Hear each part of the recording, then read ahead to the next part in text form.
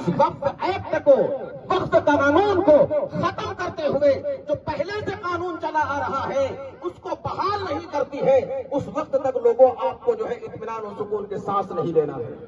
آپ تمام حضرات جانتے ہیں کہ آل انڈیا مسلم پرسنل لا بورڈ، امارت شریعہ بہار، اڑیسہ، جھارکھنڈ بڑے پیمانے پر اور دیگر ملی تنظیمیں پورے ملک کے اندر میں جمہوری دائرے میں رہتے ہوئے، جمہوری حق کو استعمال کرتے ہوئے، جو ہمیں ملک کا سنویدھان دیتا ہے اس کو استعمال کرتے ہوئے اپنے ناراضگی کا اظہار کیا جا رہا ہے، اور یہ ناراضگی کا اظہار اس وقت تک ہوگا جب تک کہ سرکار جھک کر کے اپنے اس کالے قانون کو واپس نہیں لیتی ہے۔ ہم انشاءاللہ اطمینان اور سکون کی نیند نہیں سوئیں گے انشاءاللہ۔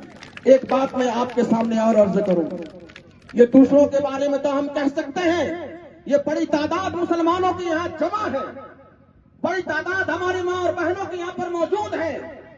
جب اس طرح کی لڑائی لڑی جاتی ہے تو آپس میں اپنے آنگن کی بات پر، اپنے گھر کے اندر کی بات کو لوگوں بازار میں نہیں لایا جاتا۔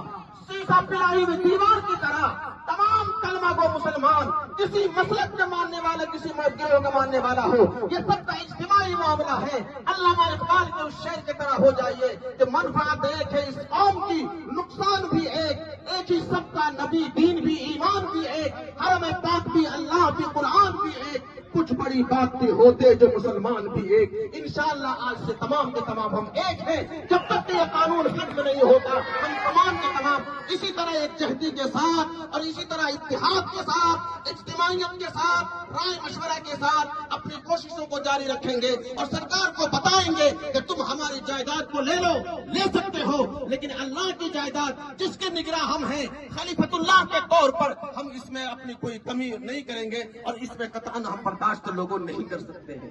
انشاءاللہ ایسا کریں گے۔